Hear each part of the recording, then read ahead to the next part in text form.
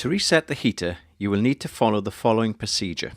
First, locate the heater control on the control panel in the canteen area. Turn the heating control to the on position. At this point, you should make a record of the error code for future reference.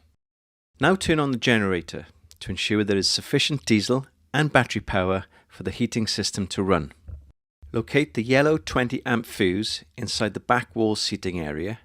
The inline fuse holder is located on the positive side of the battery.